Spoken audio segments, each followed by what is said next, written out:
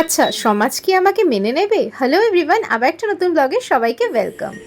না মানে অষ্টমী, নবমী, দশমীর এখনও ব্লগ শেয়ার করে উঠতে পারিনি, আর এটা হলো একাদশীর ব্লগ। তো সেদিনকারও আমরা ঠাকুর দেখতে বেরিয়ে পড়েছিলাম, কিন্তু তার আগে ভাবলাম একটু পেট পুজো করে নেওয়া যাক, আর আমার ফেভারিট প্লেসে চা খেতে চলে গেছিলাম, সেই মালাই চা।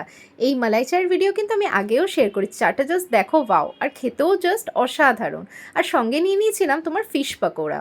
এদের দোকানে না মোটামুটি যেই আইটেমগুলো আমি মানে এখনও অবধি ট্রাই করেছি সবগুলোই খুবই অসাধারণ। এবার তোমরা বলবে যে তুমি যা খাবারই খাও সবই কি অসাধারণ নাকি? কি বলি বলো তো? যদি খাবারগুলো সত্যিই ভালো হয় তাহলে তো অসাধারণ বলতেই হয় না?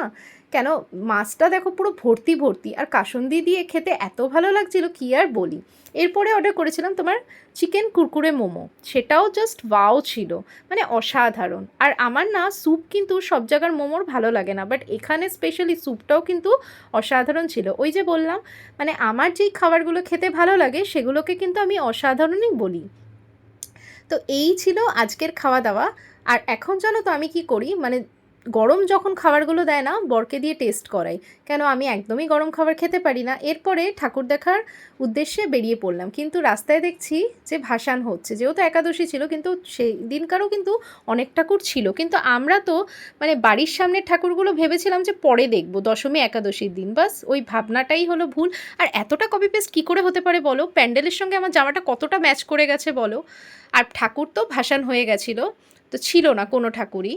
পাড়ার যেই ঠাকুরগুলো মানে আশেপাশে যেগুলো দেখবো ভেবেছিলাম, তো চলে গেলাম ওখান থেকে সার্কাসের মাঠের মেলা দেখতে। কি সুন্দর, জাস্ট দেখো রাইডসগুলো দেখতে তো মানে অসাধারণ লাগছিল, কিন্তু চড়ার মতন সাহস আমাদের দুজনেরই ছিল না। না, নাগরদোলা আমি উঠতে পারি, বাট আমার বরের জন্য উঠতে পারি না। সো ভিডিওটা ভালো লাগলে অবশ্যই লাইক, শেয়ার, সাবস্ক্রাইব করে পাশে থেকো।